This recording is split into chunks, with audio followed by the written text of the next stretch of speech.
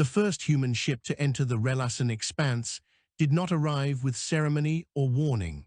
It came without flares or heralds, without encoded declarations or ancestral challenges, because humans had learned very early that announcing oneself to a crowded and hostile cosmos was a fast way to die. The vessel emerged from folded space, like a bruise blooming on reality, massive, asymmetrical, scarred, and running hot with systems that valued redundancy over elegance. Its hull was a patchwork of alloys whose names no longer mattered, layered with radiation-scarred plating and sensor baffles that looked crude to the civilizations that had mastered aesthetic geometry centuries earlier. To human eyes, it looked like survival. To everyone else watching, it looked like a mistake that refused to stay dead. The Relasan expanse had been claimed for nearly 1,000 standard cycles by the Caithran assemblies, a coalition of species bound not by shared biology or philosophy, but by a mutual agreement that the expanse was too valuable to be left unguarded and too dangerous to be fought over openly. The stars there burned bright and young, rich in heavy elements and ringed with worlds that could be shaped into anything from industrial furnaces to pleasure habitats. The assemblies maintained order through layers of automated enforcement and the quiet understanding that any interloper would be erased so thoroughly that no one would remember why they had existed. This system had worked well. It had worked until a human ship appeared and did not immediately die. Observational arrays detected the vessel's arrival within fractions of a second. Threat assessment algorithms, refined through centuries of minor wars and suppressed uprisings, flagged it as an anomaly rather than an invasion. Its drive signature was unfamiliar, inefficient by Caithran standards, and brutally energetic. Its hull geometry violated several principles of optimized spatial flow. Its power emissions fluctuated in a way that suggested manual oversight rather than elegant automation. It looked, in every quantifiable sense, inferior. That was why the response was delayed. The assemblies had learned to fear peers and rivals, not things that looked like relics clawing their way out of a forgotten age. On the bridge of the human ship, gravity was set slightly heavier than standard, a choice made not for comfort but for habit.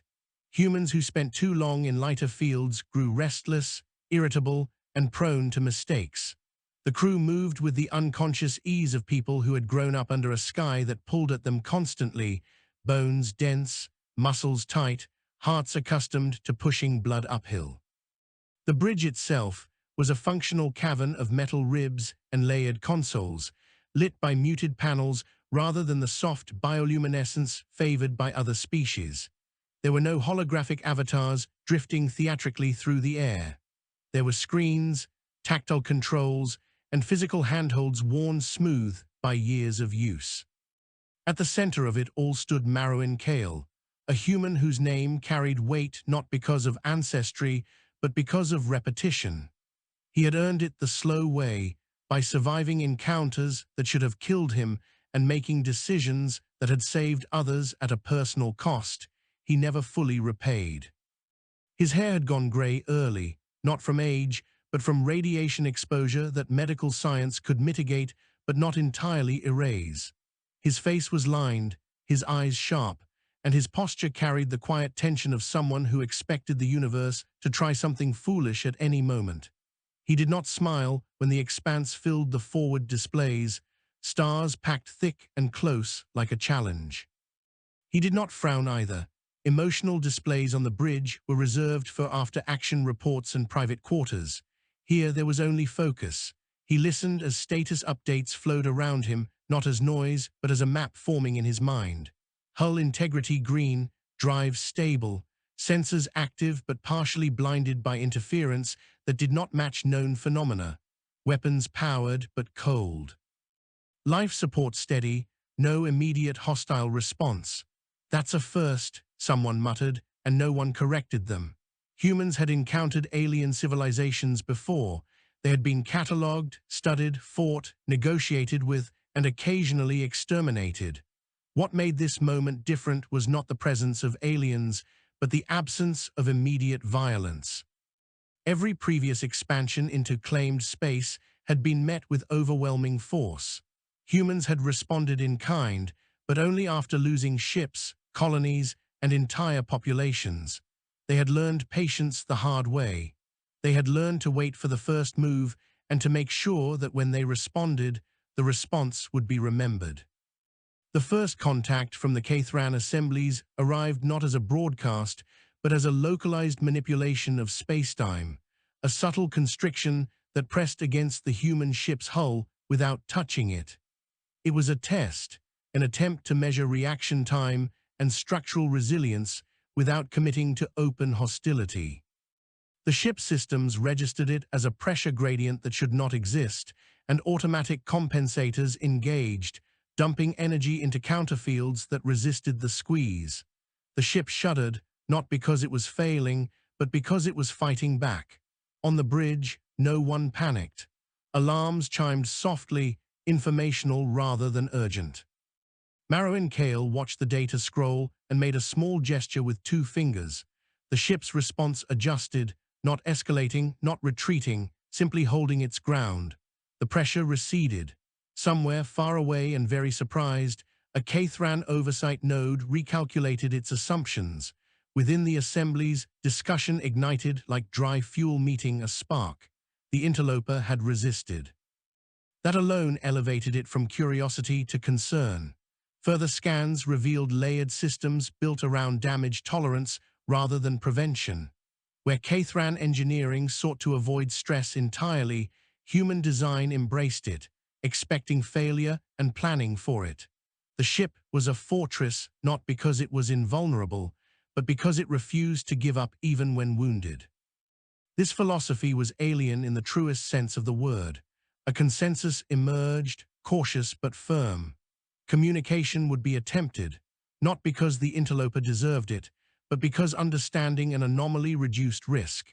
The assemblies transmitted a complex data packet encoded in a dozen known formats, designed to be decipherable by any civilization that had achieved faster than light travel. It contained no greeting, no courtesy. It was a statement of ownership and an instruction to leave. The packet reached the human ship and was routed through translation matrices that had been built to handle ambiguity and hostility in equal measure. The message resolved into something comprehensible, stripped of cultural nuance, but heavy with implication. This region was claimed. This presence was unauthorized. Departure was advised to avoid consequences. Marrow Kale read it once, then again, not because he needed to understand it, but because he wanted to feel its shape. He had seen variations of this message before, etched into the wreckage of ships that had not been given time to respond. He exhaled slowly and nodded to the communications officer, a woman named Seric Dane, whose voice had once steadied a panicking colony during an evacuation that saved less than half its population. "Send it," Kale said. The reply was shorter than the received message and far less polite. It stated, plainly, that humanity acknowledged the claim but did not recognize its validity. It referenced treaties the assemblies had never heard of, wars they had not fought, and losses that had never been recorded in their archives. It concluded with a declaration that humans were not leaving because they could not afford to. There was no threat. There was no plea. There was only fact.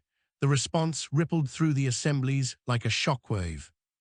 No one had spoken to them this way in centuries. Younger species groveled. Older ones negotiated from positions of ritualized strength. This was something else. This was a voice that sounded tired and resolute in equal measure, a voice that had been pushed to the edge too many times to bother with ceremony. Debate fractured along predictable lines. Some argued for immediate eradication, citing precedent and the danger of appearing weak. Others urged restraint, noting the interloper's resilience and the unknown cost of provoking a species that had crossed interstellar distances only to plant itself defiantly in hostile space. A third faction, smaller but growing, suggested observation, not out of mercy, but out of curiosity. They wanted to know what kind of civilization produced ships like that, crews like that, and messages like that. While the assemblies debated, the human ship did something unexpected. It began deploying structures. Massive frames unfolded from its belly and flanks, assembling themselves into orbital platforms with deliberate slowness. These were not weapons, they were infrastructure. Power relays, fabrication arrays, sensor nets. The ship was not scouting, it was building. On the bridge, Cale watched the construction proceed and felt the familiar knot tighten in his chest. This was the point of no return. Once humans built in the expanse, retreat would mean abandonment of assets they could not replace easily. But retreat had stopped being an option long before they arrived. Behind them lay space that had already been stripped, burned, or claimed by others who had decided humanity was a problem best solved early. Forward was dangerous. Standing still was death. The first attack came without warning or declaration because the assemblies could not agree and one oversight node decided it could solve the problem alone. A lance of compressed exotic matter tore through folded space and re-emerged less than 1,000 kilometers from the human ship, aimed at the heart of its drive core. It was a killing blow by Cathran standards, precise and efficient. The human ship did not dodge. It could not. Instead, layers of sacrificial plating vaporized, energy shields flared and collapsed, and internal bulkheads sealed as the impact ripped through the vessel's midsection. The ship reeled, alarms blaring now, red and urgent. On the bridge, crew members were thrown against restraints, bones creaking under sudden stress. Someone screamed, then cut off abruptly as emergency protocols flooded their compartment with suppressant foam. Marowin Cale did not move from his position. He gripped the rail in front of him, teeth clenched, eyes locked on the displays as damage reports cascaded. They had expected this. They had planned for this. He barked orders that cut through the chaos, directing power reroutes, sealing off ruptured sections, spinning up weapons that had been cold moments before. The ship was wounded badly, but it was not dead. The assemblies watched in stunned silence as the human vessel stabilized.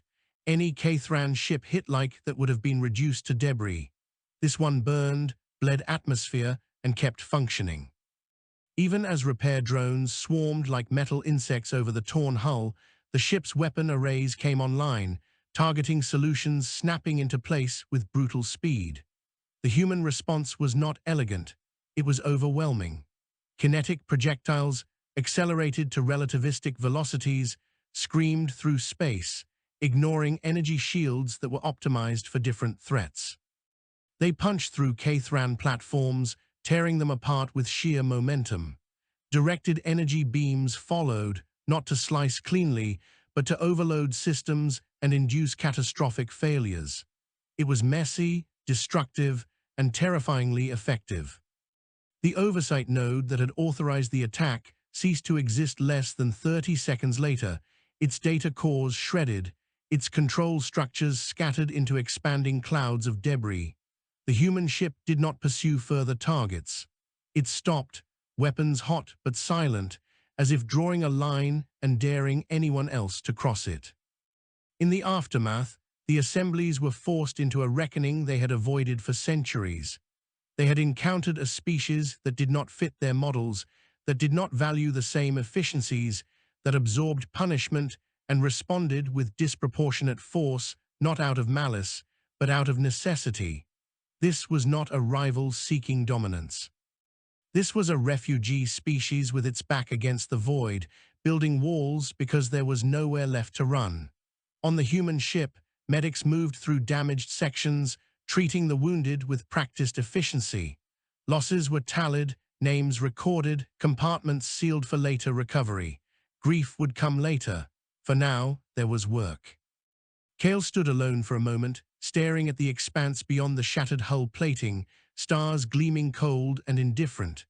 "This is how it starts," he said quietly, not to anyone in particular, not a war, not yet, but a declaration written in steel and blood.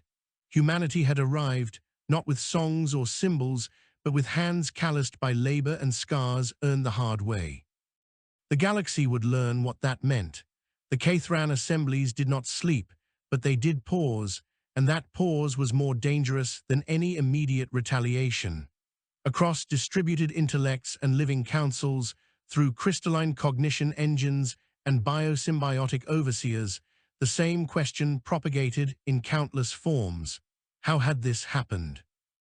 Not the arrival of the humans, because arrivals could always be explained as statistical inevitabilities, but the failure of response. The assemblies had struck first, cleanly, decisively, and had been answered not with collapse, but with resistance that felt almost personal. The loss of the oversight node was not catastrophic in material terms, but it was unprecedented in symbolic weight. Authority had been challenged and found wanting. Observation protocols were elevated. Sensor nets shifted focus from territorial monitoring to behavioral analysis. Every emission from the human installations was scrutinized, every adjustment catalogued. What emerged was a pattern that unsettled even the most detached analytical minds. The humans worked continuously. Not in cycles, not in optimized phases of activity and rest, but in overlapping shifts that blurred into one another. When one group faltered, another took its place. When damage occurred, repair began before assessment had fully concluded. It was not efficiency as the assemblies understood it. It was endurance. The platforms the humans were building grew rapidly, not because their technology was superior, but because it was brutally modular. Components were stamped out in vast numbers, imperfect but interchangeable, assembled by machines that were allowed to fail because there were always more. Where Caithran construction prized singular perfection, humans accepted roughness and compensated with volume. The result was an expanding lattice of infrastructure that looked inelegant and chaotic, but functioned with alarming reliability. Within the assemblies, dissent sharpened. Younger member species, those who relied most heavily on the promise of Caithran protection, began to question whether that protection was as absolute as advertised. Older species, whose memories stretched back to eras of open warfare, felt a familiar unease. They had seen this before, in different forms, different stars. A civilization that absorbed punishment and kept advancing was not something that could be easily deterred. A second strike was proposed, larger and coordinated, designed to erase not just the ship, but the growing network around it. The plan relied on overwhelming force and precision timing, a display meant to reassert dominance and erase doubt. It was vetoed by a narrow margin, not out of compassion, but out of fear of escalation. The humans had demonstrated a willingness to retaliate with destructive force that did not conform to established norms. There was no guarantee that a larger attack would not provoke a response that destabilized the expanse itself. Instead, an emissary was chosen, not a single being, but a composite intelligence assembled for the purpose of interaction with unknown psychologies. It was given a mandate to communicate, to probe, and to assess whether coexistence was possible or whether annihilation would be inevitable. This decision marked a subtle but profound shift. For the first time in centuries, the assemblies were considering adaptation rather than enforcement. The emissary manifested near the human perimeter as a carefully constrained distortion, a presence announced deliberately and with restraint. It broadcast a signal stripped of territorial claims and threats, offering dialogue. This alone caused ripples of tension on the human platforms, where threat indicators spiked and weapons crews went to readiness. Memories of ambush ran deep, but the signal was analyzed, cross-checked, and deemed consistent with an attempt at communication. Marouin Kale listened to the translated message in silence. It was cautious, layered, and laden with subtext, but at its core was an admission that surprised him. The assemblies acknowledged the humans as a sapient civilization with agency. They requested explanation. Why had humanity come here? What did it seek? What would it accept in return for leaving? Kale felt a flicker of something that might once have been amusement, but there was no humor left in him for this conversation. He authorized a response channel and spoke himself, not delegating the moment to subordinates or diplomats who had never watched a sky burn. "We are here because everywhere else is taken," he said, his voice steady but unsoftened. "We are here because retreat is extinction. We are here because we will not die quietly in the dark to make someone else comfortable." The emissary processed this, its distributed awareness parsing emotional markers, historical inference, and implied threat. It responded with what it believed was reason. The expanse was finite. Resources were allocated. Allowing an unregulated expansion would destabilize long-standing balances. Humanity could be assisted elsewhere, guided to less critical regions. Kale's jaw tightened. He had heard this offer before, dressed in different languages, spoken by different mouths. It always meant the same thing: go somewhere less valuable, go somewhere already stripped bare, go somewhere that would not support long-term survival, and be grateful for the chance to fail slowly instead of quickly. "No," he said simply. The word carried weight not because it was loud, but because it was final. The emissary recalibrated, recognizing that negotiation would not follow expected paths. It shifted strategy, probing for leverage. It spoke of consequences, of unified response, of forces that dwarfed what had already been seen. It spoke of inevitability. Kale leaned forward, resting his hands on the console in front of him, and for the first time allowed a hint of something raw into his voice. "You think we don't understand inevitability. You think we crossed half the galaxy without learning what it costs. We are very good at losing. What you should be asking is how much it costs you to win." That question lingered in the data stream long after the words had been spoken. The emissary withdrew, not abruptly, but with deliberate slowness, signaling neither agreement nor rejection. It returned to the assemblies carrying something that could not be easily quantified: doubt. While the great powers debated, smaller actors moved. Independent traders, scavenger clans, and opportunistic factions that lived on the fringes of the assemblies. Influence began to approach the human perimeter. Some came out of curiosity, others out of greed.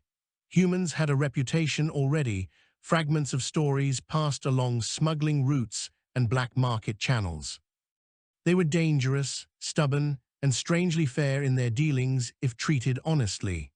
The first to make contact was a flotilla of repurposed cargo vessels, their hulls patched and scarred, crews composed of multiple species bound by profit rather than allegiance. They transmitted an offer of trade, cautiously phrased, offering raw materials in exchange for manufactured goods and technical assistance. The assemblies monitored this closely, debating whether to intervene. They chose not to. If the humans were to destabilize the expanse, it would be useful to understand how they interacted with lesser powers. On the human side, the offer was met with suspicion, but also with recognition of opportunity. Humanity needed allies, or at least partners, even if temporary. Kale authorized limited exchange, tightly controlled. What surprised everyone was the nature of what the humans offered. Not weapons, not advanced drive technology, but tools. Fabricators designed to be repaired easily. Medical systems that emphasized resilience over perfection. Training modules focused on crisis response rather than optimization. The traders left with holds full and minds unsettled. The human technology was not the most advanced they had seen, but it was accessible. It worked under harsh conditions. It did not require constant expert oversight. It felt designed for people who expected things to go wrong and planned to survive anyway. Word spread quickly. As weeks passed, the human presence in the expanse solidified.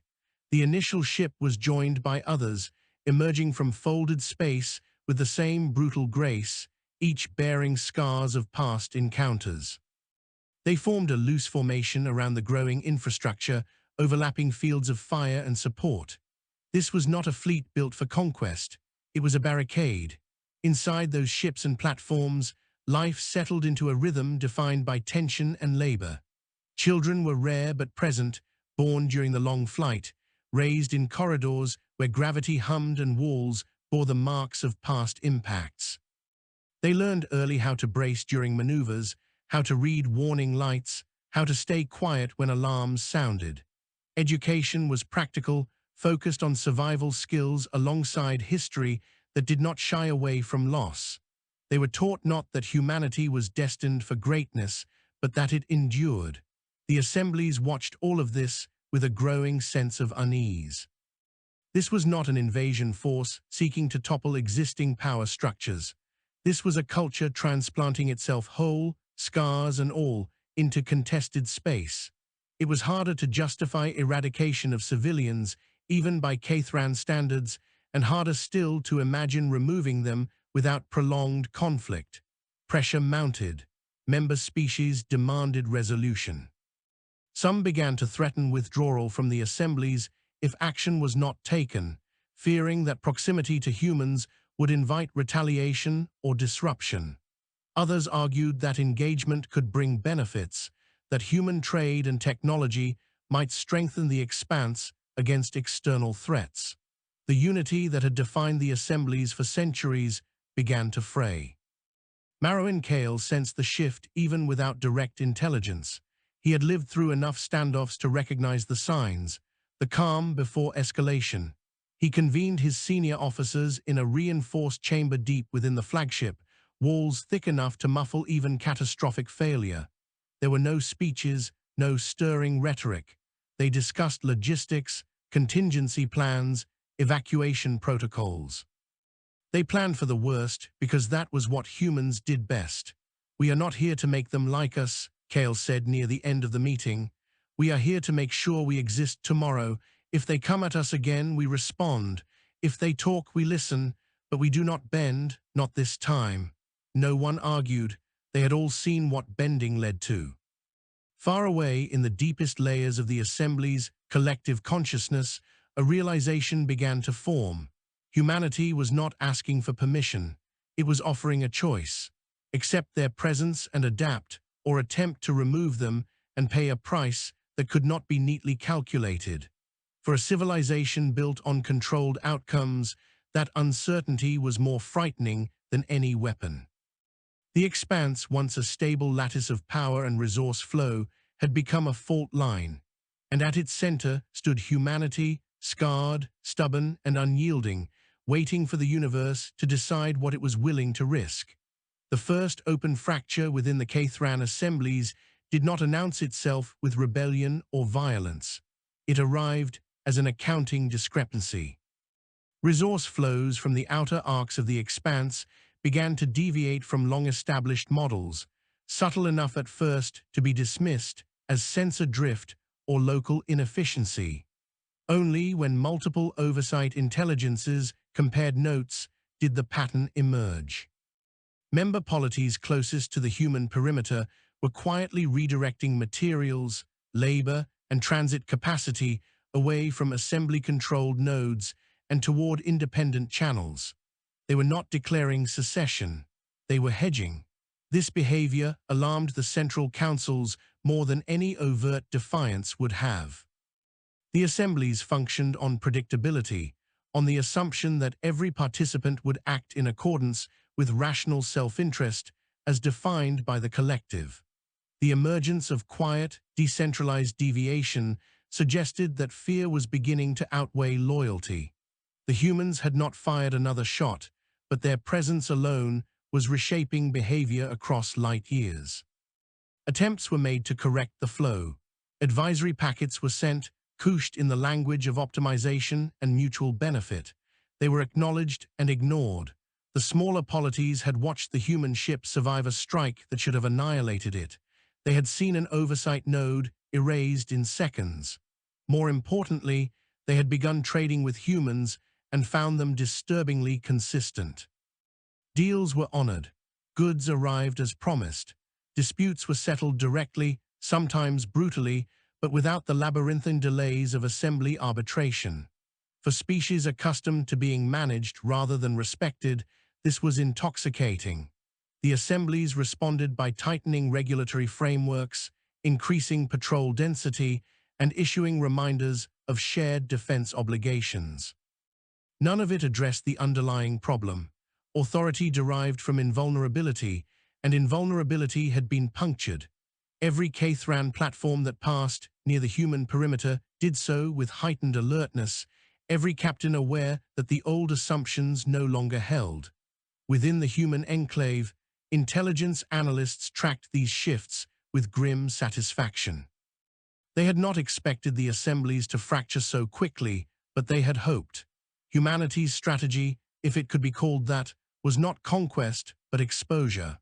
By existing openly and refusing to be erased, they forced every nearby civilization to confront the reality that the assemblies were not omnipotent. That realization did more damage than any fleet could. Marrow and Kale received daily briefings on assembly movements, trade traffic, and internal communications intercepted by human listening arrays. He absorbed the information without celebration. Fractures could close as easily as they opened, and desperation often led to violence. He knew that at some point, someone within the assemblies would decide that allowing humanity to exist was a greater risk than any cost incurred by removing them. That decision came sooner than he expected. It did not come from the central councils, paralyzed by competing interests and fear of precedent. It came from a coalition of older, more militant member species whose histories were defined by survival through dominance. They had risen in an era when the assemblies were forged through conquest and compromise, not consensus. To them, the humans represented not just a territorial threat, but a philosophical one. If endurance and defiance were allowed to trump established order, everything they had built would unravel. This coalition began mobilizing forces beyond standard assembly oversight, exploiting loopholes and emergency authorities that had not been used in centuries. Fleets assembled in deep space, their drives masked, their armaments upgraded with technologies long deemed excessive. They planned not a demonstration, but annihilation. The human enclave would be erased so completely that no trace remained to inspire doubt or defiance elsewhere. The attack was scheduled with meticulous care, timed to coincide with a period of increased human construction activity that would strain their defenses.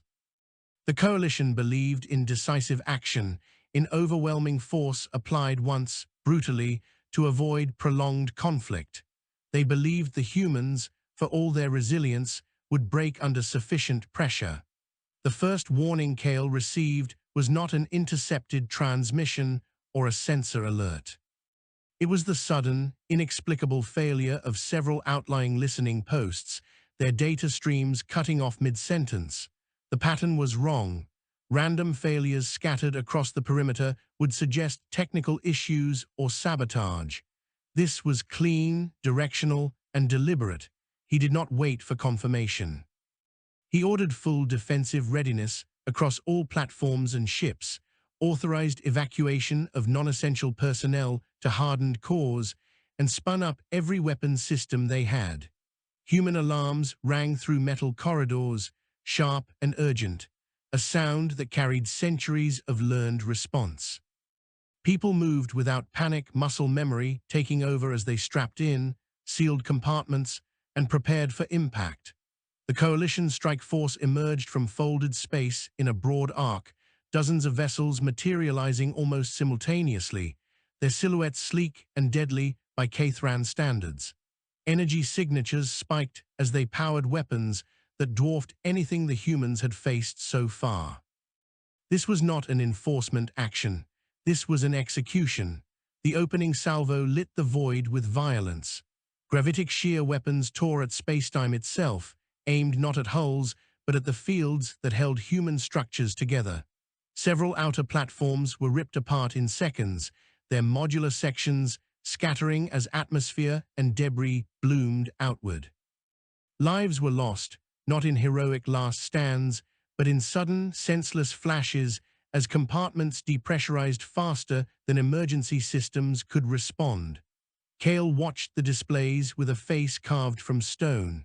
He felt each loss like a physical blow, but there was no time for grief. He issued orders with ruthless clarity, directing ships to interpose themselves between the enemy and the most critical habitats. Human vessels surged forward, not to retreat, but to close distance, because they knew from bitter experience that long-range superiority could be negated by proximity. The battle that followed defied assembly doctrine. Human ships charged into the teeth of the coalition fleet, absorbing punishment that should have crippled them, firing kinetic barrages at ranges considered suicidal. Their weapons were crude compared to the gravitic lances and exotic projectors tearing through space, but they were relentless. For every human ship disabled, it took multiple enemy vessels with it, detonations cascading as overloaded systems failed catastrophically. One human cruiser, its engines gone and half its hull missing, rammed itself directly into the core of an enemy command vessel. The collision shattered both ships, debris spraying outward in a lethal cloud that crippled nearby attackers. There was no tactical elegance in the maneuver. It was a statement written in mass and momentum.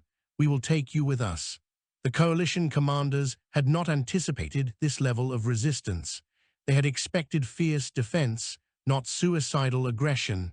Their models did not account for crews who would choose mutual destruction over surrender without hesitation. Coordination began to falter as formations broke down under unexpected pressure. Within the assemblies, shock rippled outward as sensor feeds from the expanse flooded central nodes. The attack had not been authorized by consensus, but its consequences would be shared by all. As reports came in of coalition losses mounting, of human forces still fighting despite catastrophic damage, panic set in. This was no longer a controlled action. This was a war unfolding in real time, one that threatened to spiral beyond anyone's ability to contain it.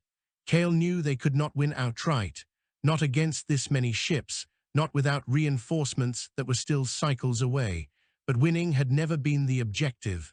Survival was. And survival sometimes meant forcing your enemy to reconsider the cost of finishing the job. He authorized a contingency that had been debated in hushed tones for years and never before approved. Human engineers had installed it deep within the core of the flagship and several key platforms, a system designed not for battle, but for denial. If activated, it would destabilize the local spacetime geometry, rendering the immediate region hazardous to faster-than-light travel for decades. It would not destroy the expanse, but it would scar it, making it unusable as a transit hub or resource corridor. It was, in effect, a threat to ruin the very thing the assemblies valued most. The signal announcing the activation sequence was broadcast openly, unencrypted, its meaning unmistakable to any advanced civilization. If the attack continued, the expanse would be crippled, not conquered, ruined. For a long, terrible moment, the fighting did not stop. Coalition commanders argued, delayed, demanded confirmation that the humans could do what they claimed. Then the first phase of the system engaged, and sensors across the expanse registered anomalies that should not exist. Navigation models began to fail. Fold space metrics spiked erratically. The coalition fleets hesitated. That hesitation was enough. Central Assembly authorities intervened with unprecedented speed, issuing direct override commands and threatening sanctions that would strip coalition members of all standing and support. Faced with the choice between annihilating humanity and destabilizing the expanse permanently, the attackers broke off. Not in triumph, not in victory, but in retreat. As the last enemy vessels vanished into folded space, the battlefield fell into a shattered quiet, debris and wreckage drifting among the stars. Human ships limped, burning and broken, but still present. Emergency teams moved through the ruins, pulling survivors from wrecks, recording the dead. The cost had been enormous, too high to celebrate. Marrow Cale stood on the bridge amid the aftermath, exhaustion weighing on him like gravity itself. Humanity had survived another attempt at erasure, but at a price that would echo for generations. He knew, with a clarity that bordered on despair, that nothing would ever be the same again. The assemblies could not unsee this. The galaxy could not forget it. Humanity had drawn a line in space and proved it would rather break the stars than step back. The aftermath of the battle did not resolve into peace. It settled instead into a state of raw exposure, like nerves laid bare after a wound that refused to close cleanly. The expanse was littered with wreckage from both sides, twisted hulls and shattered platforms drifting in slow, silent orbits around young stars that burned on without regard for who bled beneath their light. Automated recovery drones moved methodically through the debris fields, tagging wrecks, retrieving survivors where possible, and sealing off regions too unstable for immediate access. Every action was watched, recorded, and analyzed by eyes far beyond the battlefield. Within the Cathran assemblies, the political shock was seismic. The unauthorized coalition attack had failed, not merely tactically but ideologically. It had demonstrated that decisive violence could provoke consequences worse than compromise. Worse still, it had exposed the limits of assembly control. Sanctions were issued, titles revoked, and entire fleets placed under enforced oversight, but the damage could not be undone. Member species had seen that central authority could be bypassed, and that the cost of doing so would be borne by all. Emergency councils convened across multiple strata of assembly governance, from localized collectives to the highest distributed intellects. Arguments raged, not about whether humanity was dangerous, but about what kind of danger it represented. Some still framed humans as an infection, a destabilizing presence that had to be excised before it spread further. Others, increasingly vocal, argued that humanity was a symptom rather than a cause, a consequence of an overextended system that had grown brittle with age. One uncomfortable truth surfaced repeatedly and refused to be suppressed. The assemblies had built their power on the assumption that no one would challenge them openly because the cost was always too high. Humanity had shown that cost could be endured. That revelation alone had shifted the balance of fear. In the human enclave, there was no triumph. The days following the battle were defined by funerals conducted in pressurized chambers and along corridors still scarred by fire. Bodies were not always recoverable. In those cases, names were etched into metal plates and affixed to walls that already bore too many such markers. Children were kept away from the worst of the damage, but they felt the weight of loss all the same, absorbing it through the subdued tones of adults and the absence of familiar faces. Marwyn Cale attended every briefing, every casualty report, every strategic review, even as exhaustion hollowed him out from the inside. He slept in fragments, leaning against bulkheads or slumped in a chair while systems ran diagnostics around him. There were moments when the enormity of what he had authorized pressed down on him so hard he struggled to breathe. He had threatened to scar the expanse itself, to hold an entire region hostage to ensure survival. It had worked. That did not make it easier to live with. Human engineers worked around the clock to stabilize the damage. Several platforms were beyond saving and were deliberately deorbited into nearby stars to avoid becoming hazards. Others were patched together in ways that would make any Cathran architect recoil. Reinforcement struts bolted onto warped frames. Power conduits rerouted through habitation rings that had been evacuated. It was ugly, dangerous, and effective. What surprised the humans most was who arrived to help. Independent traders returned first, not with demands, but with supplies. They brought medical compounds, replacement components, and labor crews willing to work in exchange for modest compensation. Some stayed longer than planned, citing delays elsewhere that were transparently fabricated. They wanted to be close to the humans, to be seen doing business with them, to signal a choice. Then came delegations from minor assembly member species, arriving quietly without the usual pomp. They did not come as representatives of the assemblies, but as governments acting in their own perceived self-interest. They offered trade agreements, mutual defense pacts, and shared infrastructure projects. None of these agreements were formalized in the traditional interstellar sense. Humans preferred contracts that fit on a single screen and could be enforced by shared understanding rather than sprawling legal architectures. Each new agreement was another crack in the Assembly's monopoly on legitimacy. The Central Councils attempted damage control. They issued statements condemning the unauthorized coalition attack, reaffirming commitment to stability and coexistence. They proposed a formal summit to address the situation in the expanse, inviting humanity to participate as a provisional entity under Assembly oversight. The language was careful, designed to reassert hierarchy without provoking another crisis. Cale read the invitation in silence, then forwarded it to his senior advisors. The debate that followed was tense and divided. Some argued that participation would legitimize the Assembly's authority and undermine the leverage humanity had gained through sheer defiance. Others warned that refusal could unify the Assemblies against them, undoing the fractures that had begun to form. Cale listened, weighing every argument, then made a decision that surprised even those who knew him well.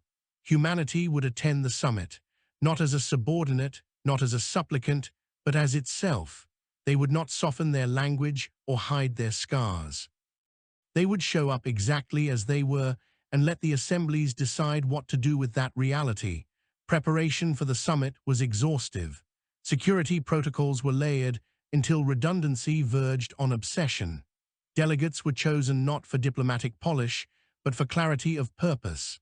Survivors of destroyed colonies, engineers who had kept failing systems running through sheer stubbornness. Medics who had treated alien patients alongside human ones without distinction. Humanity would not present an idealized image, it would present the truth.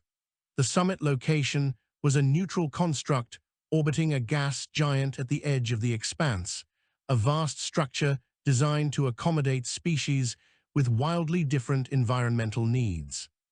When the human delegation arrived, their ship bore the marks of recent battle openly, hull plating scorched and patched, structural braces visible where smooth curves had once been. It was not an accident. Cale had ordered that no cosmetic repairs be made. Inside the summit chambers, the contrast was stark. Assembly representatives arrived in vessels and forms that radiated refinement and control. Their technology flowed seamlessly, interfaces invisible, systems humming in perfect balance. The humans arrived with boots that clanged on decking and equipment that bore the scratches of hard use. They did not apologize for it. The opening statements were predictable. Assembly speakers invoked stability, shared prosperity, and the dangers of unilateral action. They framed the recent conflict as a regrettable aberration, the result of rogue elements rather than systemic failure. Humanity was invited to integrate into existing frameworks, to accept defined boundaries and protections in exchange for compliance. When it was Cale's turn to speak, he did not stand at a podium. He remained seated, hands resting on the table, and spoke without amplification, trusting the chamber's systems to adjust. His voice carried anyway. "You call what happened an aberration," he said. "For us, it was familiar. We have been told to accept boundaries before. We have been offered protection in exchange for obedience. Every time, it ended with us being pushed aside when we became inconvenient." He did not raise his voice. He did not threaten. He spoke as someone stating a record of events that could not be argued away. "We did not come to the expanse to challenge your authority," he continued. "We came because we were running out of places to exist. We are not asking to rule. We are asking not to be erased." Assembly representatives responded with concern, with carefully modulated empathy. They spoke of resource constraints, of the impossibility of accommodating every displaced civilization within prime regions. They suggested alternatives, compromises that would relocate human populations over time. Cale shook his head once, slowly. "We are done relocating. Every move costs us people. Every delay costs us children who grow up in transit, never knowing a sky that does not want them gone. We will build where we stand, or we will die trying. Those are the options we have left. The chamber fell into a complex, layered stillness as systems processed the exchange. This was not a negotiation in any conventional sense. There were no concessions being offered, no middle ground being carved out through incremental compromise. Humanity was presenting a fixed position shaped by desperation and endurance rather than ambition. The summit did not end with an agreement. That alone marked it as a failure by assembly standards, but it did end with something else. Recognition.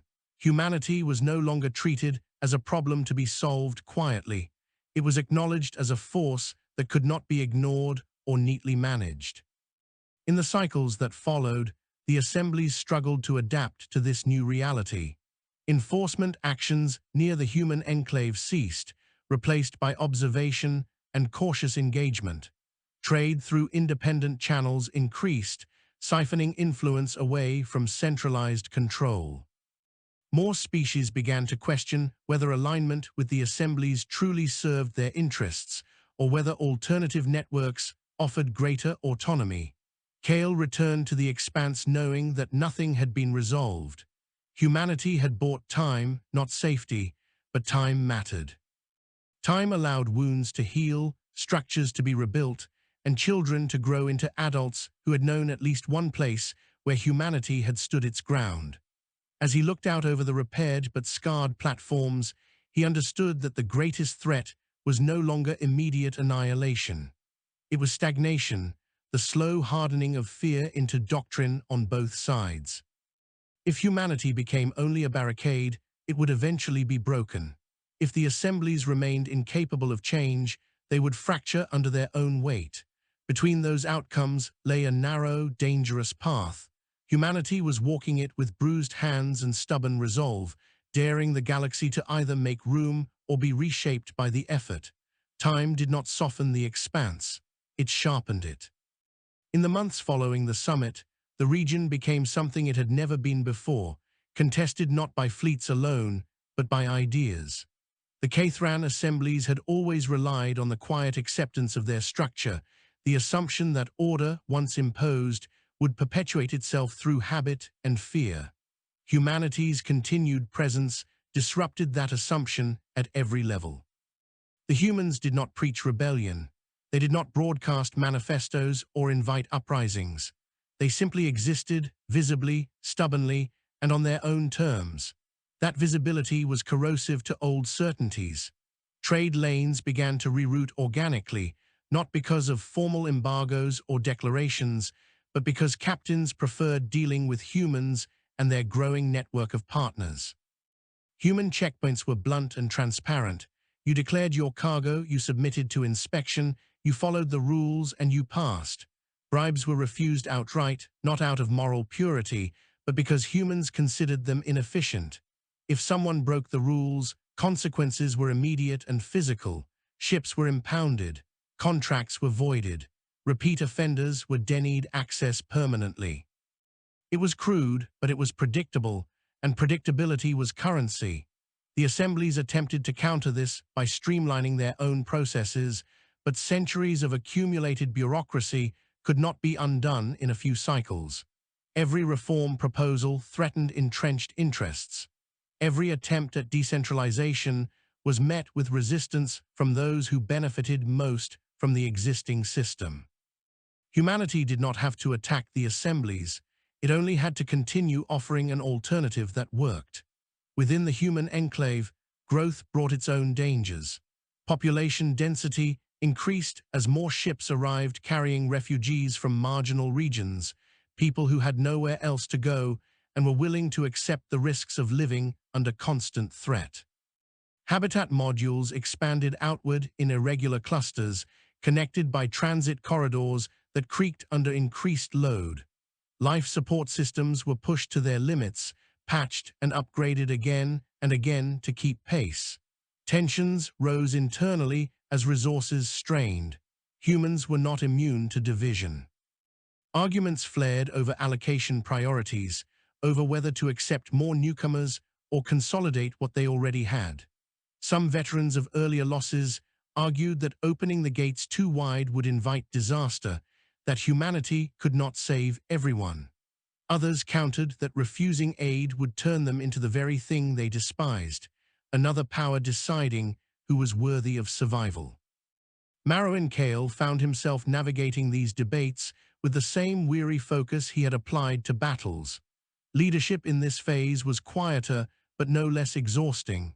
Every decision carried weight that could fracture trust. He listened more than he spoke, letting grievances surface rather than fester, but he did not pretend there were easy answers.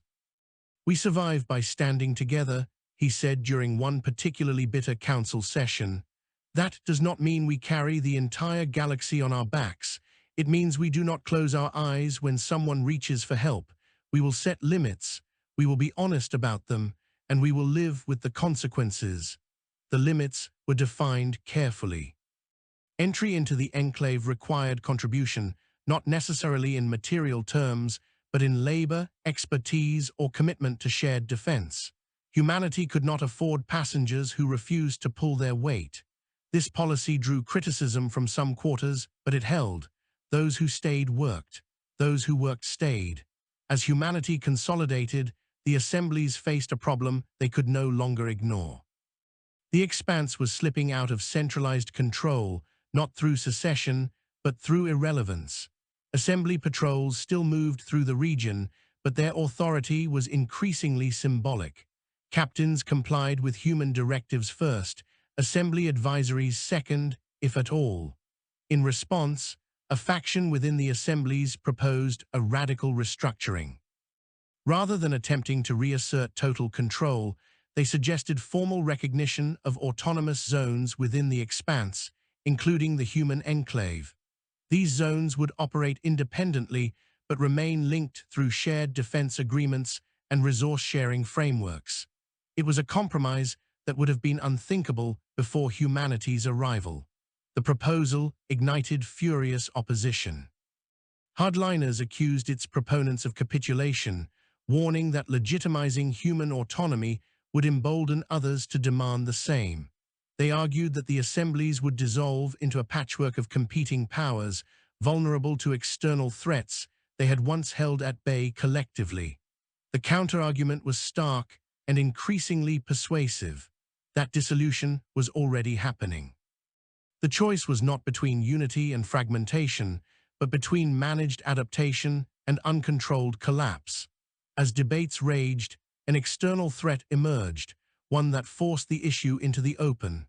Long-range sensors detected a movement beyond the expanse, a convergence of energy signatures that did not match any known assembly member or independent faction. The pattern was vast, slow, and purposeful, like a tide gathering far from shore. Analysis suggested a nomadic civilization migrating en masse, consuming stellar resources as it went and leaving dead systems in its wake. They were not raiders. They were not conquerors in the traditional sense. They were a force of entropy given direction. The assemblies had encountered them before, at the edges of explored space, but never this close, never moving toward something as valuable as the expanse. Previous encounters had ended in evacuation and loss, with the assemblies choosing to withdraw rather than commit to a war of attrition they were not optimized to fight. This time, withdrawal would mean abandoning not just territory, but credibility. It would mean conceding that the assemblies could not protect their own heartlands. Emergency alerts went out. Strategic models were run and rerun, all converging on the same conclusion. Alone, the assemblies could not stop the incoming force without unacceptable losses.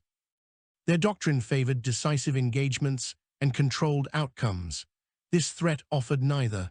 Human analysts studied the data with grim familiarity.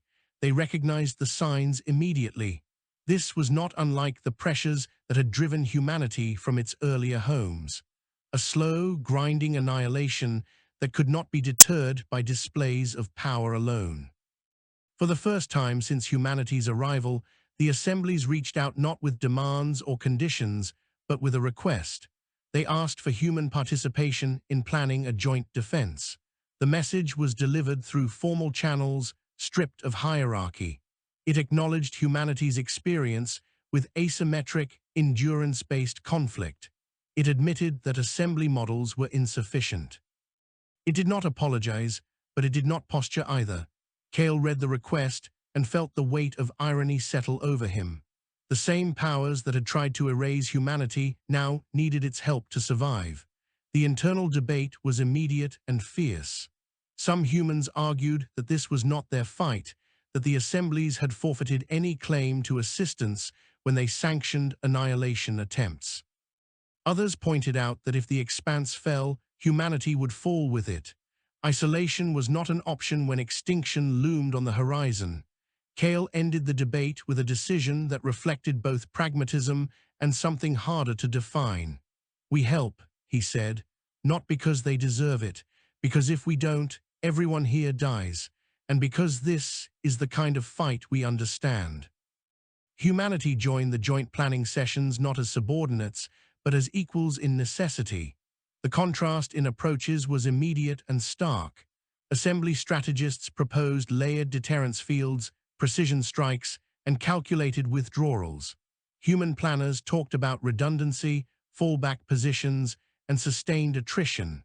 They planned for failure as a given rather than a possibility. They suggested converting parts of the expanse into kill zones that would be costly to lose but survivable to fight in. They proposed evacuation corridors integrated into battle plans, not as contingencies, but as active elements. They emphasized morale, rotation, and the psychological toll of prolonged conflict. At first, assembly representatives resisted. This kind of warfare was inefficient by their metrics. Over time, resistance gave way to reluctant acceptance as simulations incorporating human strategies produced outcomes that, while brutal, avoided total collapse. The approaching force continued its inexorable advance, consuming outer systems and leaving darkness behind. Refugees streamed ahead of it, swelling populations and straining resources. The expanse braced itself. As fleets assembled and defenses were laid, something unprecedented took shape. Humans and assembly forces trained together, fought simulated engagements together, and learned each other's limits. Distrust did not vanish, but it was tempered by necessity and shared risk. Marrow and Kale watched this uneasy coalition form with cautious hope. Humanity had not been absorbed. It had not been erased. It had become indispensable. The coming war would test everything, but for the first time since humanity fled its earlier homes, it would not face extinction alone. The war did not begin with a declaration. It began with the lights going out.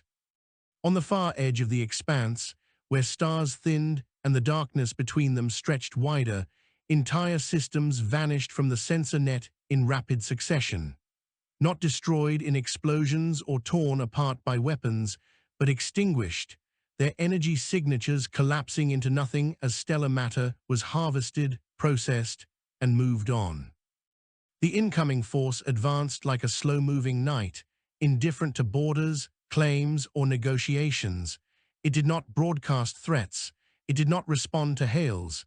It simply consumed. The first joint defensive line met them at the Carthai's Reach, a region of dense stellar clusters chosen deliberately to negate numerical superiority.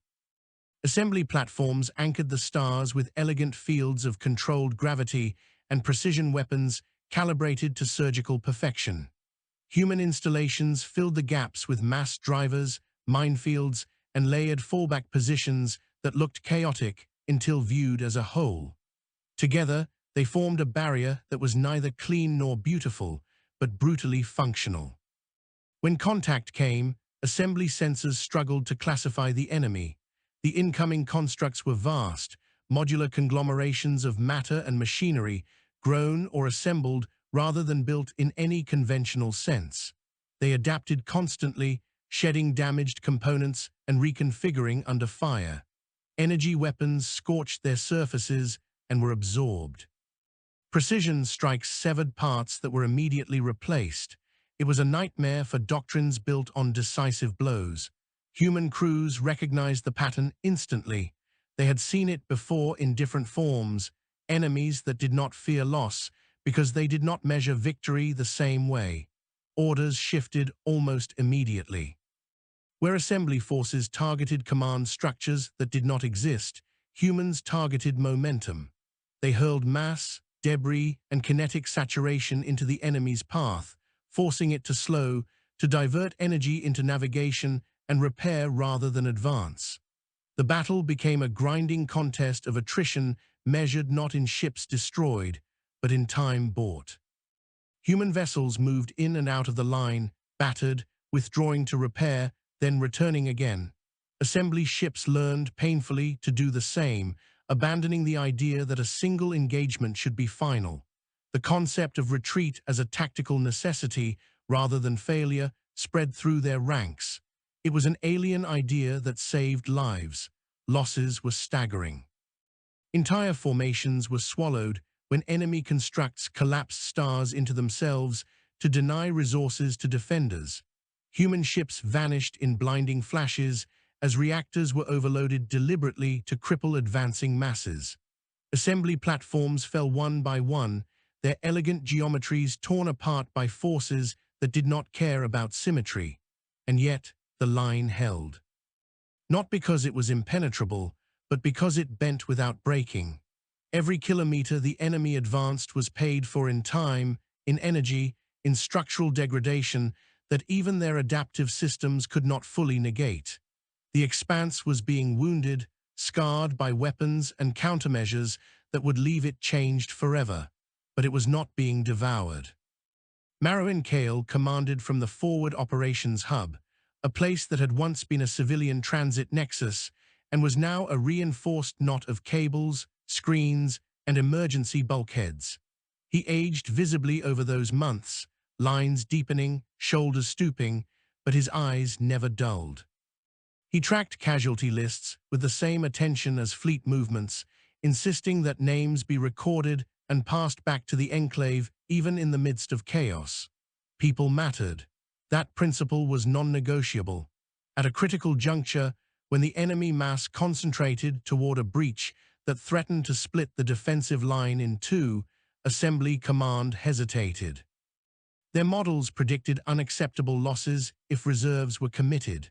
They proposed a controlled withdrawal, sacrificing 3 systems to preserve core assets. Kale overrode them.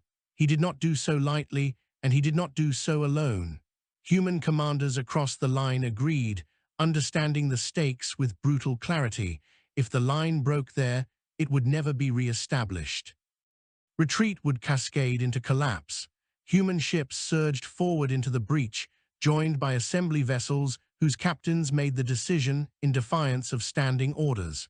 What followed was the bloodiest engagement of the war. The space between stars became a churning storm of debris and radiation, visibility collapsing to almost nothing. Navigation failed. Communications degraded to bursts and fragments. In that chaos, human doctrine shone in its ugliest, most necessary form. Crews fought blind, relying on fallback plans and local initiative. When weapons failed, they rammed. When engines died, they turned themselves into obstacles. Assembly crews, watching humans fight on after their own models declared survival impossible, began to do the same. The enemy advance slowed, then stalled, then faltered. For the first time since it had entered the expanse, the consuming force altered its trajectory not to advance, but to disengage. It began redirecting its mass, pulling back toward less defended regions, calculating, adapting. It had learned that this territory was no longer easy prey. The war did not end that day, but the outcome was decided there. Over the cycles that followed, the enemy drifted onward, seeking softer regions where resistance would be less costly. The expanse remained scarred, diminished, but alive. The cost was written everywhere. Entire populations were gone. Systems would take centuries to recover if they ever did. The assemblies emerged from the conflict irrevocably changed. Their authority, once absolute, was now conditional, negotiated, and shared. humanity emerged battered, reduced in number, but no longer homeless. In the quiet that followed, reconstruction began, not as a return to what had been, but as an acceptance of what was. Autonomous zones were formalized. Defense responsibilities were distributed rather than centralized. Human infrastructure became a backbone for regions that had once dismissed it as crude.